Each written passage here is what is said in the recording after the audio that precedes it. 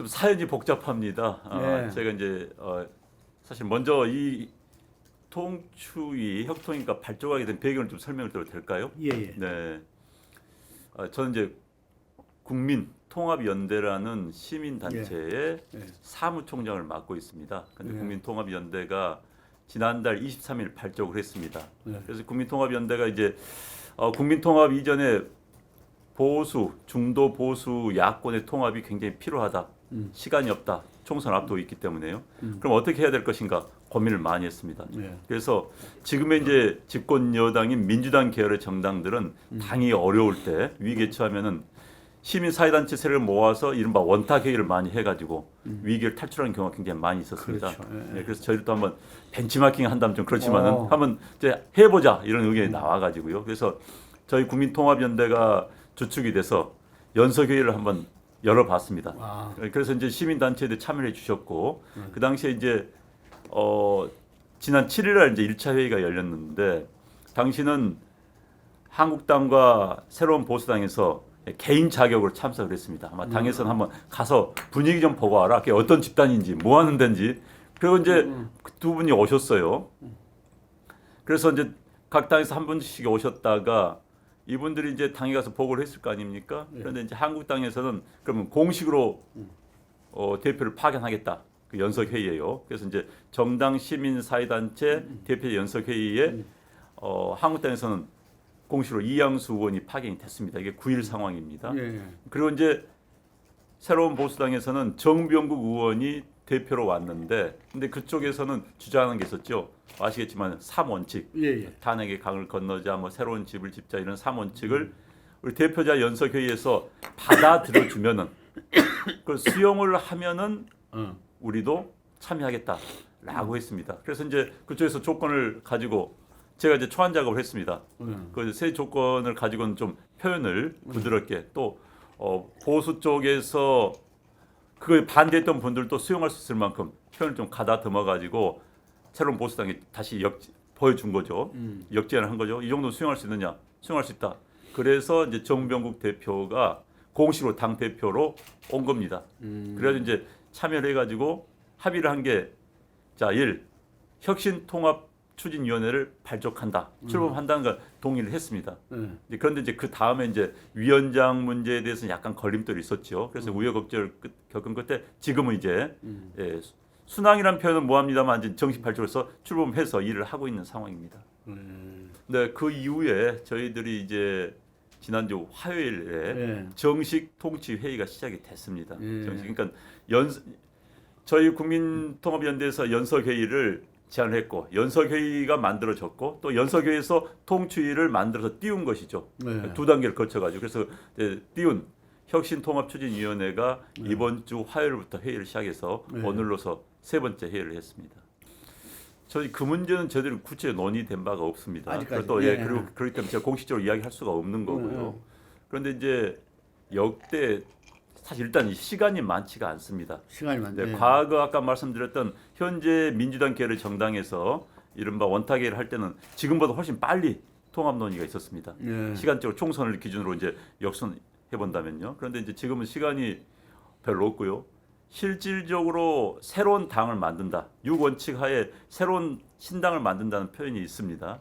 6번째 조항인데 새로운 정당을 만든다고 한다면은 창준위를 만들어 가지고 그다음에 창당을 해서 선거대책본부를 띄우고 또 거기서 공천관리위원회를 만들어서 공천을 하고 선거를 후보를 내세우고 이 과정이 굉장히 급합니다 지금. 그렇기 때문에 최소한 3월 중순에는 후보를 내세운다는 전제로 한다면은 역으로 본다면은 한 달 전에는 정당 모습이 나와야 되는 거고 그러다 보니까 이제 2월 초순까지는 어떤 형태든지 간에 그런 정당의 모습 시작한 토대가 마련돼야 된다 이런 이야기가 나오고 있는 것이죠. 그리고 이제 아까 단계적 말씀하셨는데 지금 통합이라는 게 한꺼번에 다 이루어질 수는 없습니다. 워낙 이해관계가 맞물리고 있기 때문에 그리고 지분 문제니 이런 이야기가 지금 많이 언론에서 거론하는데 그 문제는 저희 통합추진위원회에서 거론할 단계는 전혀 아니고요. 아직까지. 그럼요. 그건 창준이가 많이 만들어서 새로운 당이 만들어진다면 그 단계에서 논의하면 하더라도 지금 저희는 그건 전혀 관계가 없는 상황입니다. 저희는 통합신당을 만들기 위해서 노력하는 그런 단계일 뿐이죠. 그리고 실제 이제 창준이 단계에서 당을 만들어지면 그때 지분 이야기 나올지 모릅니다만 그마저도 국민들이 들으면 굉장히 싫어할 겁니다. 저는 이제 개인적으로 그렇게 생각합니다. 만약에 비율 우리 놓고 무슨 뭐 이렇게 논다면 국민들이 너네들은 결국 그러려고 싸웠니? 그러려고 또 이렇게 했니? 하는 비판이 있기 때문에 그 문제를 내려놓는 차원에서의 새로운 당이랄까요? 정치의 모습을 보여줘야 되지 않을까 싶습니다. 지금 저는 이제 저 개인적으로 이야기하는 겁니다. 개인적으로 이야기한다면은 저는 뭐 선거를 치러봤고 역대 그 선거 대책본부에서 제가 대변인 하면서 다 참여를 해봤습니다. 지난번 총선에서도 대변인으로 하면서 다 참여를 해봤는데 국민 경선이라는 게 일단 가장 이상적입니다. 이상적입니다만은 또 문제점도 있는 거죠. 이상적이지만은 당장 이제 이렇게 여러 정당들이 합쳐서 국민 경선한다면 현역 의원이 압도적으로 유리합니다.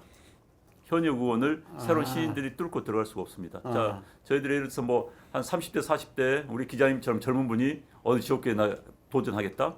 못 들습니다. 솔직히 못 들습니다. 그건 인지도에서 일단 차이가 많이 나고요. 저렇게 이제 훌륭한 우리 김능구 사장님처럼 훌륭한 분이 뛰어든다 할 때 컨텐츠를 어떻게 알겠습니까? 일반 유권자가. 그럼 결국은 인지도에 있는 조직이 있는 여론조사도에 그렇습니다.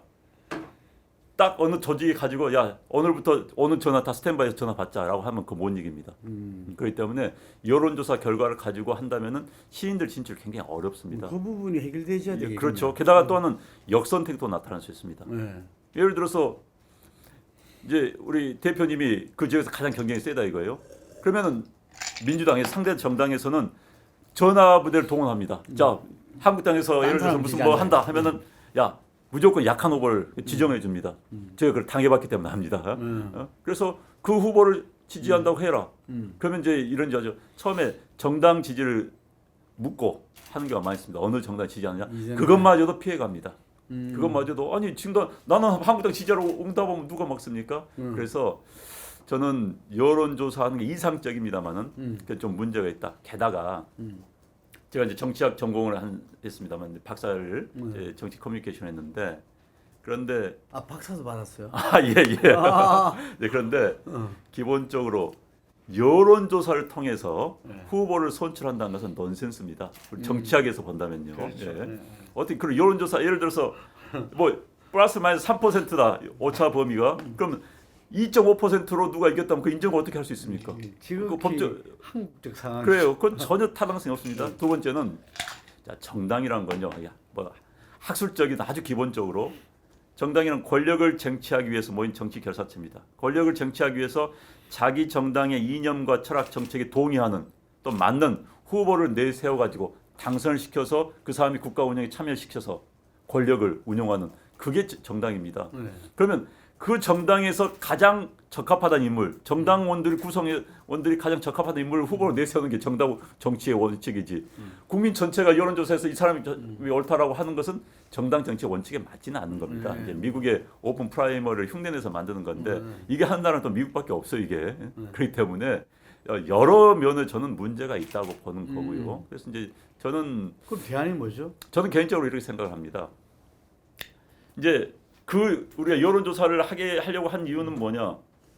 권력자가 한 정당의 실력자가 자기 마음대로 공천권을 전행을 해가지고 자기 사람을 씹어넣기 때문에 이게 부작용 때문에 이제 공천권을 국민에게 돌려주자는 이야기가 나오고 그렇죠. 그걸 돌려주기 위해서는 여론조사밖에 없다. 이렇게 이야기가 나온 것이죠. 그래서 저는 이제 그 중간점에서 그러니까 공천 심사위원이 아니라 공천 배심원단 을 만들어서 저는 개인적으로 생각합니다. 한 30명에서 50명 정도 이렇게 한다면은 로비 못 합니다. 그리고 이제 이번처럼 이제 통합신당이 연재해서 여러 정당에 뭉쳐가지고 할 경우에는 각 정치 세력에게 공천 배심원단을 지명할 수 있는 그 비율을 배분해 주면 되는 겁니다. 그래서 한국당이 포션이 가장 큰다면은 한국당에는 공천 배심원단 50원이면 50명이면 한 25명 임명권을 주는 거고. 뭐 어느 당은 조금 하면은 한 5명 준다든지 이래서 한 30명에서 50명 정도를 구성을 해서 그럼 일단 다른 당이 불리하잖아요. 어떤 당이요? 다른 당. 그러니까 이제 한국당은 그렇죠. 많이 그러니까 그걸 인정해 주는 거죠, 지금. 그걸 왜냐하면 지금 한국당이 예를 들어서 다른 새로운 뭐 신생당 의원수 한 명인 정당하고 1대1로 하자 그 말이 안 되지 않습니까? 그렇다 해서 공천권이라 해가지고 내가 공천 전체 250개 지역구 가운데서 150개 내가 몰게 또 이것도 말이 안 되고요. 그래서 공천 심사위원들을 적절하게 배분해서 임명을 하면은 벌써 한 50명 정도 되면요 속된 말로 로비 안 먹힙니다. 안 먹힙니다. 그건 어떻게 로비 먹힙니까? 그런데 거기서 50명 가운데서 무조건 점수를 매기는데 가장 고득점을 주는 배심원 5명의 점수는 쳐버리고 아래로 5명이 쳐버리는 겁니다. 왜? 로비 받아서 누구는 고점 줄 수가 있겠죠.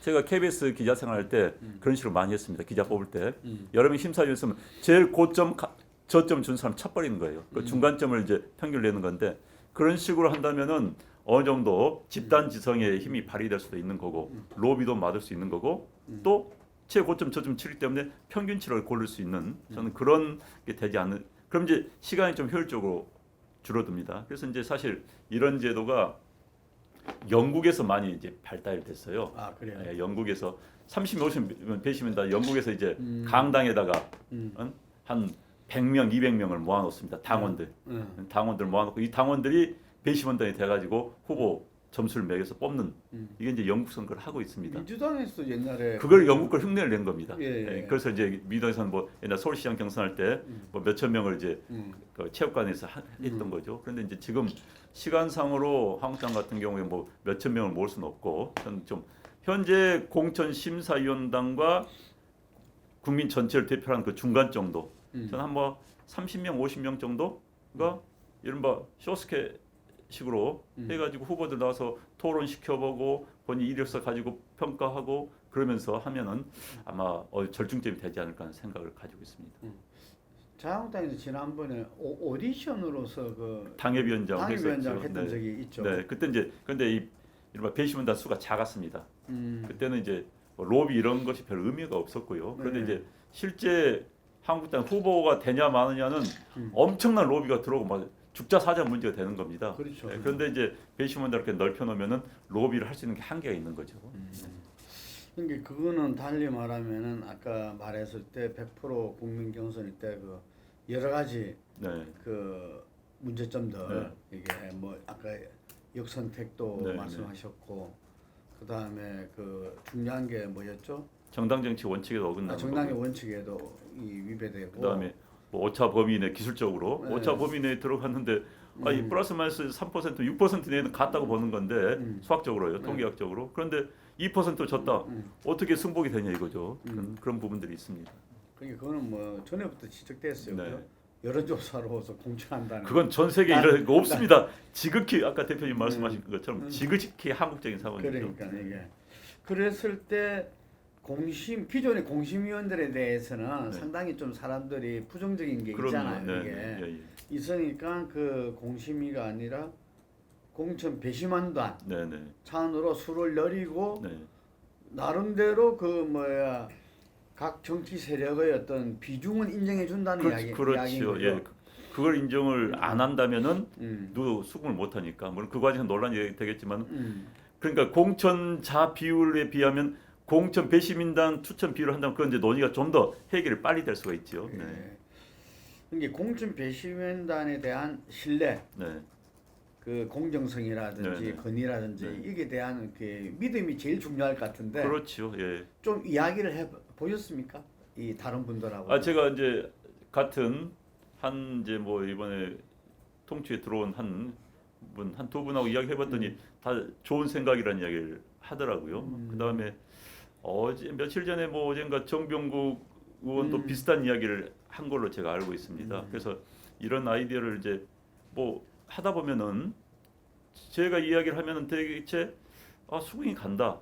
지금 시간이 없는 상황에서 그다음에 각 정치 세력이 통합을 하는 과정에서라고 한다면은 왜냐하면 각 정치 세력이 공천 지분을 가지고 싸우면 국민들 욕 바가지로 먹습니다. 그런데 공천 배심원단을 나눠서 추천하자라고 한다면은 국민들도 그건 어느 정도 오케이 할 거고 그리고 이제 아까 말씀드린 것처럼 다수의 공천 배심원단은 어느 정도 집단 지성이 좀 발휘될 거라고 보거든요. 한국당이 반대할 이유는 전혀 없네요. 없죠. 그리고 또 다른 정당들도 사실 1대1로 공천자를 먹는다는 건 어려운 이야기입니다. 그래서 자기들이 좋은 후보를 내세우면은 네. 배시민단인들이 예를 들어서 뭐 이현주 신당에서 추천한 배시원도 객관적으로 보일 거 아닙니까? 네. 객관적으로 보이기 때문에 그러면서 점수를 주고 하면 되기 때문에 저는 충분히 제 나름대로는 현재로서는 현실적인 방안이다 이런 생각을 하고 있습니다. 이제 이건 원래 제 개인 이제 예. 발언입니다. 뭐 제 예. 통추위 입장을 대변하는 건 예. 전혀 아니고요. 예. 이제 저희들이 통합연대, 국민통합연대를 발족시켜서 그 연석 회의를 이제 추진했을 때는 도로 새누리당 가지고는 이번 총선은 안 된다고 보기 때문에 출범을 시킨 겁니다. 국민들의 감동을 줄 수가 없습니다. 도로 새누리당 한다면은 국민들이 앞서 말씀드렸지만 아 옛날에 탈당했던 사람들 복당이네 이렇게 생각하지 않습니다. 아 그 인물이 그 인물이네 이렇게 생각을 안 하는 거죠. 그래서 거기에는 새로운 피가 수혈이 돼야 되는 겁니다. 기존 정당에 있던 사람들이 내려놔야 되는 겁니다. 이번 보수의 대통합 과정에서는 이제 장담컨대 많이 양보하는 사람이 국민들의 지지를 받습니다. 많이 양보한. 예, 많이 내려놓은 사람들 국민들의 박수를 받습니다. 그리고 담대한 상상력이 필요합니다.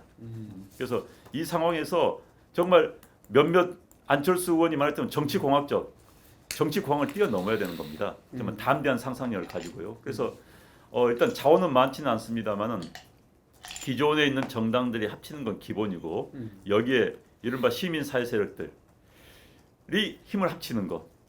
제가 이 시민 사회 세력을 이야기한다면 보수 쪽에 계신 분들은 보수에 무슨 시민 사회 세력이 있어? 그건 좌파들이 맨날 하는 이야기 아니야?라고 이야기를 하시는데 지난 탄핵 국면에서 굉장히 보수 진영 내에서 변화가 있었습니다. 그건 뭐냐면은 1. 보수 정당은 거의 몰락했습니다. 보수 정치 세력이 몰락했습니다.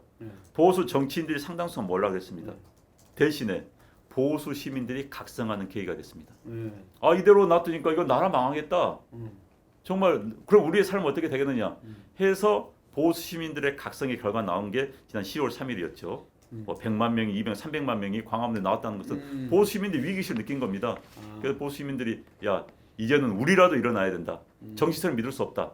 라고 일어난 보수 세력이 있습니다. 그렇기 때문에 최근에 보수 시민단체들이 우주성 굉장히 많이 생기고 있습니다. 그 맥락으로 보는 거죠. 뭔가 담을 데가 있어야 된다는 거. 보수 무슨 뭐 교수들 탁 만들고 있습니다. 위기의식을 느끼기 때문에. 그래서 이제 이런 사람들 힘을 한때 모아주는 역할을 해야 된다. 그래서 우리가 연석의 일을 띄운 게 바로 그겁니다. 그래서 새로운 이제 정당이 뭐 만들어진다고 한다면은 또 이것 가지고 이제 무슨 제가 이건 통추위 입장은 전혀 아닙니다. 제가 또 이건 너 통추위 이런 얘기 전혀 제 개인적인 생각이고 국민통합연대 사무총장의 생각이라고 생각하시면 되겠습니다. 그래서 그렇다고 한다면은 현재 바깥에 있는 부글부글 끓고 있는 그런 시민 단체들, 이른바 중도 보수 시민 단체들의 힘도 통합 신당을 만든다고 한다면 거기에 들어가서 참여를 시민 단체에서 그동안 활동했던 분들 가운데서도 이 정치 이대로는 안 된다. 나 들어가서 좀 활동하고 싶다. 분들을 포함시키는 거죠. 그런 가운데 신당의 영역을 넓혀서 국민들이 느끼게 아 저거 옛날에 그거 꼴통 이미지의 그런 보수 정당은 아니고 아 뭔가 바뀌었네 라는 이미지를 줄 수 있는 그런 참신하고 젊은 인재들 밀어 넣는다 한다면 방금 말씀하신 근데 이제 많이 내려놓는다는 게 내용이 일단 뭐예요? 불출마도 기본이고요. 그러니까 이제 일단은 내가 어떤 포션이 있기 때문에 내가 이만 가져가야 된다는 그런 욕심을 버려야 된다고 생각합니다. 내가 근데 대개는요 우리 개인도 마찬가지고 정당도 마찬가지지만은 자기의 실력과 자기의 능력 또 자기가 찾아오는 것을 넓게 생각하는 경우가 굉장히 많습니다. 일반 국민들 볼 때 1밖에 안 되는 사람이 3이라고 여기는 경우가 굉장히 많아요. 정당도 마찬가지입니다. 본인들 그렇게 생각하는 경우가 굉장히 많아요. 그래서 본인의 실체들을 파악하고 그보다 더 줄여서 정말 내가 10을 요구할 거라면 평소 같으면 10을 요구할 거라면 이번 상황에서는 5를 요구하고 아니 요구하지 않고 국민들의 뜻에 맡긴다. 예를 들어서 그런 게 필요할 것 같고요. 그 다음에 저는 이제 기본적으로 지난번 보수 몰락의 계기를 줬던 그런 정치인들이나 정치 세력은 어느 정도 책임을 져야 된다고 봅니다. 그건 왜냐하면은 반성이 그분들한테 영원히 정치를 하지 말라는 이야기는 아니고요. 이번 선거만은 그런 게 있지 않습니까? 영화 보면 제일 멋진 장면 이겁니다. 어느 병사가 이제 몰려요. 상처를 입었습니다. 부상을 당했어요. 자기는 강을 건널 수가 없어요. 예. 그러면 강을 건너기 전에 전우들이 먼저 걸어가라. 난 여기서 엄호를 하겠다. 여러분들 갈 수 있도록. 그 멋진 모습. 그리고 만약에 돌아갔던 전우들이 힘을 뭉쳐 다시 와서 그 사람 살려내면 영웅이 되는 겁니다. 저는 그렇기 때문에 지난 어떤 뭐 정치 과정에서 20대 정치 과정에서 그런 상처를 입었던 멋진 상처입니다. 그런 분들이 자기 생을 더 한다면은 진짜 영웅이 될 수 있는 거고 보수를 살릴 수 있는 거고 저는 그렇게 생각을 하기 때문에 김무성 전 대표도 그렇게 주장하고 네, 있죠. 불출마 선언하셨죠. 예. 이 박근혜 정부 시절에 청와대나 어떤 장차관을 했다든지 당에 네. 이 주요한 역할을 했던 사람은 이번 선거에서는 네. 이렇게 그 불출마하는 게 맞다 네. 이렇게 이야기. 그게 이제 동의하신다는 거죠. 저도 그러니까 큰 틀에서 내려놔야 되는 거죠. 큰 틀에서 물론 개인들은 다 사정이 있고 어려운 부분이 있을 그렇죠. 겁니다. 다 이해합니다. 본인 억울한 부분도 있을 거예요. 그렇지만 이제 보수 전체를 생각하는 입장에서 본다면은 그런 어떤 대의에 동참하는 부분이 필요하다. 지금 이제 불출마 선언하신 분들이 다 그 이야기를 하면서 불출마 선언합니다. 이번에 네. 김종인 의원도 그런 이야기 하면서 불출마 선언했고요. 그렇죠. 네. 김무성 대표도 마찬가지 그런 이야기를 하면서 불출마 선언했기 때문에 그런 공감된 부분이 있다고 보여집니다. 네. 새로운 신당이 만들어진다고 한다면 항상 제가 한다면 전제를 하겠습니다. 그렇죠. 네. 예. 신당이 만들어진다고 한다면은 새로운 지도 체제가 등장할 수밖에 없겠죠. 예, 네, 지도 체제 등장한다면은 황교안 대표는 자연히 이에서 물러날 수밖에 없을 것 같습니다. 예. 왜냐하면 새로운 당이 등장했는데 황교안 대표가 다시 당 대표를 맡는다? 그럼 일반 국민들이 도로 한국당이죠. 그렇기 때문에 나올 수도 없다. 아니 새로운 당의 얼굴 당 대표. 당 대표는 나와서도 안 된다. 저는 이제 이렇게 생각합니다. 나올 수는 있잖아요. 당 대표 지금 시간이 없어서 전당대 할 시간이 없습니다. 예. 새로운 당이 만들어지면 전당대 못 합니다. 예.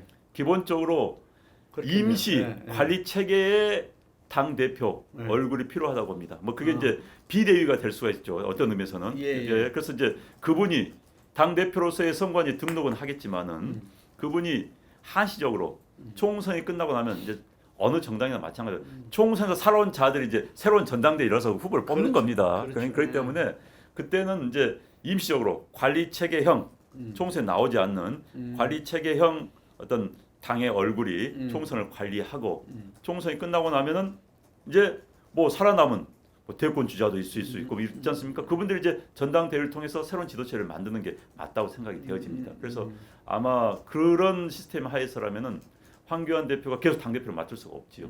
그건 자연스럽겠네요. 자연스러운 현상입니다. 그게 그게 뭐 선택지 중에 하나입니다. 분명히 네. 종로라는 곳에서 이제 죽느냐 사느냐 게임을 하는 건데 저는 거기서 만 진다 하더라도 죽는 건 아닙니다. 죽는 건 아닙니다. 그게 중요할 것 같아요. 노무현 대통령 졌습니다. 사실 졌습니다만은 그 당원들이 요구했기 때문에 나갔습니다. 졌습니다. 그렇지만 업그레이드 됐습니다. 그렇죠. 그리고 지금 이제 많은 분들이 이제 이번 총선이 끝나고면 대선이 2년밖에 남지 않습니다. 예. 실질적으로는 올 연말 정도 되면 대선 레이스 거의 들어갑니다. 올 연말 되면. 옛날하고 틀리죠. 12월 달에 있을 때하고 지금 그러니까 이제 올 연말이 되면은 아니 1년 반이 나오면요. 5월 달이 싫어요. 그러니까 이제 지금부터 2년 반이 2년 한 4개월 남았죠. 그런데 올 연말이 넘어가면은 1년 반이 남습니다. 1년 반이 나오면요. 후보들이 막 움직이기 시작합니다. 1년 반이 나오면요. 그렇기 때문에 지금 국회의원직에 연연하는 것보다는 황교안 대표 입장에서 본다면 좀 큰 틀에서 뭐 국회의원 장관하고 국무총리 하신 분이 국회의원이 무슨 필요가 있겠습니까? 단 이제 많은 분들이 이렇게 정당 구조에서는 배지가 있어야지 당 장악력이 있고 전당대회에서 후보 되는 유리하다 이런 뭐 정치공학적인 계산을 하시는 것 같은데 그런 분들이 있습니다. 그러나 좀 크게 간다면 그걸 넘어설 수도 있어요. 사고의 틀 자체가. 그래서 뭐 종로에서 이길 수 있는 것도 한 방법 중에 하나지만은 또 아예 내려놓고 정말 대총선이라면 정치판 이야기로 하면 장이 선 겁니다. 장이 쓸 때 이것처럼 전국을 돌아다니면서 얼굴 내밀고 국민들과 스킨 투 스킨 할 수 있는 기회가 없는 거예요. 그런데 어느 특정 선거에 몰입 되면 못 돌아다닙니다.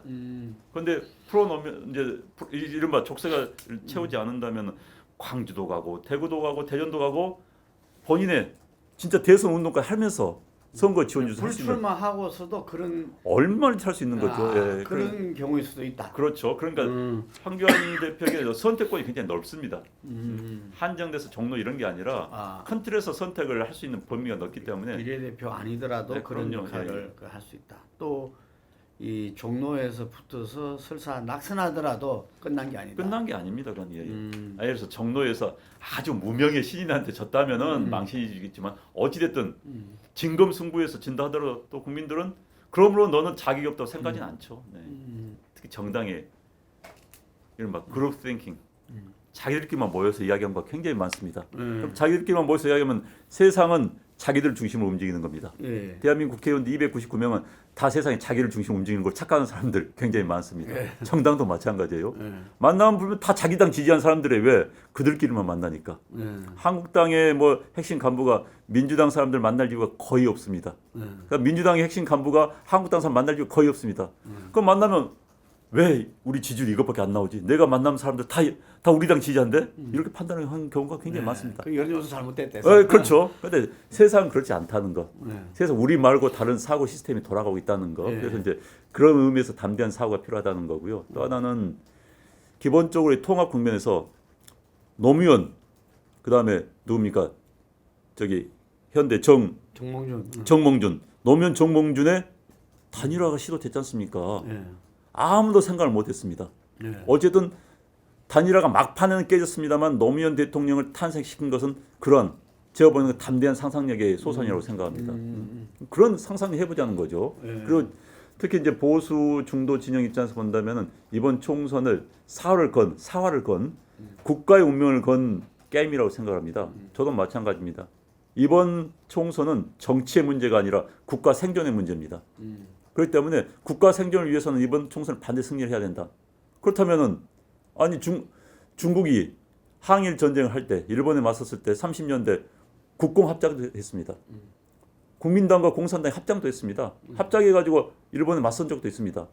사고의 틀을 넓힌다면은 우리 당면 과제가 무엇인가? 이 과제를 달성하고 승리하기 무엇인가 한다면은 굉장히 넓어질 수 있습니다. 그런데 이제 본인들이 내가 정한 나의 이익, 내가 정한 나의 명분, 내가 정한 나의 체면 여기 한다면 사고가 좁아질 수밖에 없는 것이죠. 저는 이제 이것도 마찬가지로 정치는 가능성 예술입니다. 불가능했던 것도 가능해지는 게 정치죠. 3당 합당 누가 예측을 했었습니까? 그 다음에 DJP 연합 누가 예측을 했었습니까? 그렇지만 정권을 창출하기 위해서 그런 노력을 했고 실현이 된 바가 있습니다. 그렇기 때문에 뭐 안철수 전 대표께서 현재 뭐 중도 보수 세력의 통합 노력에 저는 얼마든지 참여할 수 있는 가능성이 열려 있다 이런 생각이 듭니다. 뭐 문재인 대통령에 대항해서 대권 후보로 나왔던 분입니다. 그리고 문재인 대통령의 본인 입장에서 본다면 피해자 중에 하나죠. 그리고 이제 문재인 대통령의 정치가 잘못됐다. 현 정권의 국정 운영이 정말 문제가 많다라고 이야기하신 분이기 때문에 자, 이 정부의 국정 운영을 되돌아놓는다. 정상화시키겠다. 그 세력들을 모은다라고 한다면은 그런 취지라면은 안철수 대표도 충분히 뭐 동참할 수 있다고 보는 거고요. 그렇기 때문에 제가 담대한 상상력을 이야기한 겁니다. 이제 통합되면은 여러 방법이 강구가 되겠지요. 저도 그건 꼼수는 맞습니다. 꼼수는 맞지요. 꼼수는 맞는데 그러나 이제 현실적으로 기본적으로 한국당에서는 이 법 자체가 꼼수라고 보는 겁니다. 이 법 자체가 꼼수였죠. 어떤 의미에서는 한국당이 반대하고 게임의 룰을 만드는데 게임의 선수 중에 하나가 반대하는 게임의 룰을 만들어서 야 너 뛰어들어와 이거 아닙니까? 쉽게 말해서 축구의 룰을 만드는데 이 정상적으로 하면 11명씩 하는데 야 지금부터 15명씩 하자라고 룰을 만드니까 야 우리도 선수 부족이 못 뛰어들어. 야 임마 15명을 정했어. 너네 11명을 들어오란 말이야. 이거 똑같은 상황이 돼버린 겁니다. 그렇기 때문에 그런 룰 자체를 부정하기 때문에 그 나온 뭐 그런 이제 어떤 수라고 보여지고요. 근데 그 문제에 대해서는 만약에 이제 자꾸 제가 만약이라는 표현을 씁니다. 만약에 통합 신당이 한다면은 여러 방법이 있을 겁니다. 당들이 이제 여러 합치다 보니까 기존 당을 활용하는 방법도 있을 것이고 많은 분들한테 호소할 수도 있는 것이죠. 뭐 기존의 통합에 참여한 당 가운데서 한 당은 그대로 두고 그 당이 우리의 새로운 신당에 지지하신 분들은 그 당을 지지해 달라고 부탁할 수 있는 거고요. 그러니까 그건 여러 가지 방법이 논의될 수 있을 겁니다. 어떻게 보십니까? 예. 예. 그래서 이제 그 6원칙을 제가 썼습니다. 아, 예. 네. 6원칙을 제가 써가지고 이제 그걸 이제 하태경 대표한테 보내서 이 정도면 받아들일 수 있느냐? 오케이 해가지고 이제 우리가 연석회에서 발표를 했는데요. 제가 그 탄핵의 강을 건너자는 게 굉장히 수학적으로 애매모호합니다. 네, 그러니까요. 무슨 표현인지 저도 잘 이해를 못 하겠어요. 그래서 제가 그걸 물어봤습니다. 탄핵이 무슨 뜻인가 잘 몰라요. 그래서 이제 제가 이 표현을 제 나름대로 탄핵 문제가 총선 승리에 방해가 돼서는 안 된다로 제가 문장을 썼습니다. 그렇다면은 아마 우리 공화당 분들도 이번에 총선 승리는 아까 말씀드린 것처럼 국가 전망의 문제이기 때문에 총선 승리를 전제로 한다면은 탄핵 문제가 방해가 돼서는 안 된다는 것은 공감을 할 겁니다. 저는 동의할 거라고 봅니다. 자, 우리가 총선 전에 탄핵 문제를 가지고 보수가 분열된다? 그러면 우리 공화당도 원치 않을 겁니다. 왜? 총선 승리라는 당면의 과제를 위해서라면은. 그렇기 때문에 제가 그런 표현을 그렇게 썼고요. 그렇기 때문에 한국당에서도 별 이의 없이 받아들였고 그 문구에 대해서 한국당의 뭐 친박계 의원들이 반대한다는 이야기 못 들어봤습니다. 또 그 문구에 대해서 지금 우리 공화당이 반대한다는 이야기 못 들어봤습니다. 그렇기 때문에 지금 또 유승민 대표도 그 문장에 대해서는 다 자기의 생각에 반영했다고 보는 겁니다. 그래서 제가 문장을 그렇게 만들었습니다. 그래서 탄핵 문제가 총선 승리에 방해가 돼서는 안 된다. 오히려 구체적으로 하면서 동의를 얻은 거네요. 예. 이게. 지금 그 문제에 대해서 누가 반대하겠습니까?